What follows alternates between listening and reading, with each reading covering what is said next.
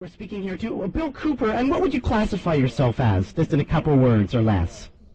Well, I don't know what you mean by that. Like, who are you? Like, if somebody said, I was listening to CITR and I heard Bill Cooper, he's, I'm an average, ordinary person just like anybody else, not any smarter, not any dumber, who's really seriously concerned about the future of our freedom. Okay. Is it my understanding, from what I've understood from seeing your videotapes, is it true that the U.S. Army possesses spaceships and will eventually fake an alien invasion in which will unite the world under the leadership of Freemasons?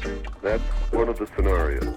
So how did the U.S. Army, who seems to be bundling a lot of stuff, how did they get a hold of alien craft, and how long have we had contact with them? Well, first place, it's not the U.S. Army. It's secret agencies within the United States government that are under control of the secret society. These things are being flown at a super-secret test site called Groom Dry Lake, or Area 51 in the state of Nevada. We have them on videotape, extensive footage, both at night and daylight. They are what people normally call UFOs, flying saucers.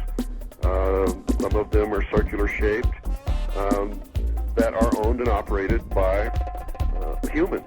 They're either remote-controlled or have human pilots. We're not exactly sure which.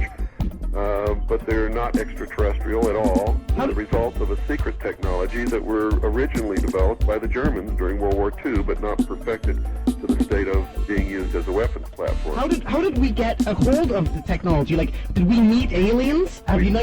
No, we took it from the Germans. We took it from the Germans. Okay, how did the aliens, have anybody in the U.S. government ever met any aliens? We don't know if there are any aliens at all. Well, wasn't there, an alien craft that crashed that you refer back to? Were an alien craft ever crashed, landed? We don't know. We know that the government has set up a scenario where there is evidence that seems to point that something crashed, which has been interpreted as an extraterrestrial craft with dead extraterrestrial bodies. But these could have been monkeys with their ears and tail cut off and surgical intervention done to their eyes, and who knows what it was. Okay, how did the Germans get this technology then? They developed it with their science. So, so you're saying, well, just moving something a bit closer to home here, Let me put it this way for you so that you'll understand it a little better. Governments cannot exist unless the people feel threatened. The primary job of a government is to give the people a modicum of safety. The United States government was formed by a union of the states for their mutual benefit and protection. Okay? Now, to have a one-world government and tear down all the national boundaries, you have to instill the people of the world with enough fear that they're willing to give up what they used to be loyal to and join with something that's new that they don't know what it's going to be. What better way to do that than if the Earth were attacked or invaded by some other species from some other planet, whether real or imagined?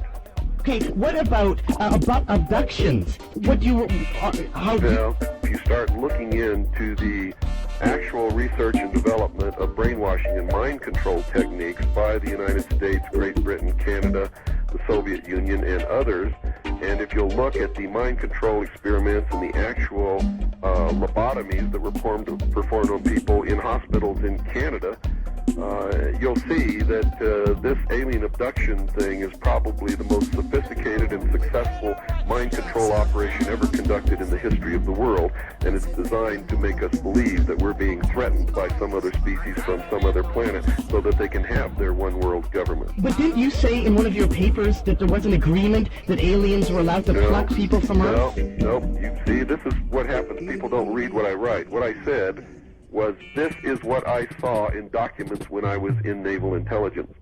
So you're saying there are no UFOs out there? No, that's not what I said. UFOs are real.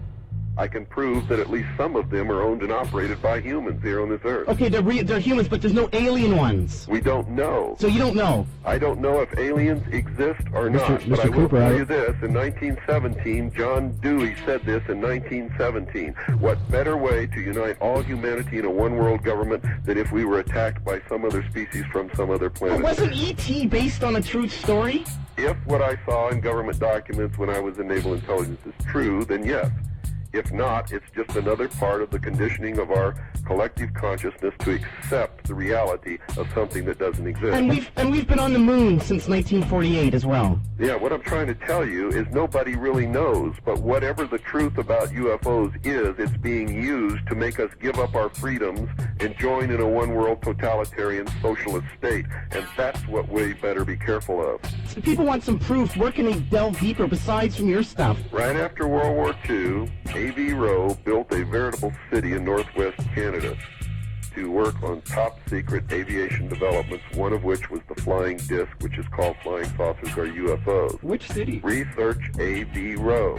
Find their secret test sites, and you'll be able to film these things flying in Canada just like I can film them flying here.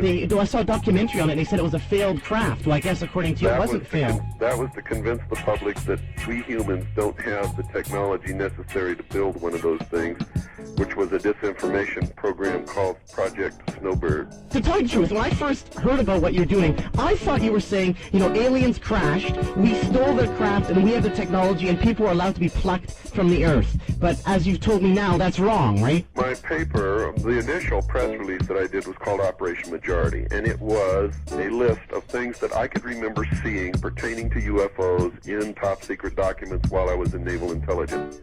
The second document that I released was called The Secret Government, which, if what I had seen in those documents was true, and if what I'd been able to research was true, and that others had researched, and documents released under the FOIA were true, then it was, in fact, the history, as close as anybody's ever been able to write the history of extraterrestrial visitation to this Earth.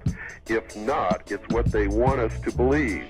And at the beginning of that, I had a hypothesis statement saying that this is a hypothesis based upon this, and this, which has been taken off. And at the end, I had 5 conclusions. Number 5 was the fact that this could be the greatest hoax in the history of the world, designed to create an alien threat that does not exist to bring about a one-world government. Now, I don't want to regress, but did you attempt to contact Oliver Stone before he went into pre-production for the movie JFK? That's correct. Attempted over and over again, hundreds of times, to contact him. Not only myself, but intermediaries and other people. He absolutely refused to acknowledge our existence or even speak to us. And when you watch his film, you'll see that what he's doing is blaming everything on our government. What he's saying, in effect, is constitutional government doesn't work, and that's a lie, in order to get us to be dissatisfied so that we'll accept the New World Order when it comes. So do you think that the name Oliver Stone is like a pseudonym, and that Stone has to do with the actual basic teachings of the Freemason religion, what you were talking about? Absolutely, and he must be a member, because he shows in his film that he knows who really killed Kennedy, and in the way that he does it, he's actually laughing at the rest of us. Yeah. When Garrison and Prouty are sitting on the park bench in Washington, D.C., and they're talking about why, and he says, that's the question, isn't it? Why? So who had the power? Who had the opportunity? Who had this? Who had that? And then the camera moves back, and they become real tiny in the picture. In fact, you can barely see them, and there's one dominating scene. There's one dominating part of that picture, and that is the Washington Monument, which is the obelisk, the phallus, the lost word of Freemasonry, the light blue. How about the Bermuda Triangle? Are you into that at all? No. Listen, let me make one thing perfectly clear here. I'm not into mysterious things or witchcraft or disappearing ships or anything like that. My only purpose, and the only reason I even began to do any of this, is because I believe that sometime in the near future we're all in danger of losing the affluence that we worked hard for. We're in danger of losing our personal freedoms and becoming somebody's slave in the New World Order. And that's the only thing I care about, that's the only thing I'm fighting, and that's the only reason I'm doing any of this. Okay, who are the bad guys? Who are the bad guys just right off the bat? The Masons? Well, nobody's really a bad guy. You got to understand that these guys aren't doing this because they're evil or they think that they're bad. They're doing it because they actually believe that it's the best for all humanity. But their assumption is wrong. Anything that has to be manipulated, anything that has to be brought about by lies and deceit is inherently wrong in its premise to begin with. Now, thanks, Mr. Cooper. Thanks a lot. You're welcome. And keep on rocking in a free world. Thank you, and God bless you and your listeners.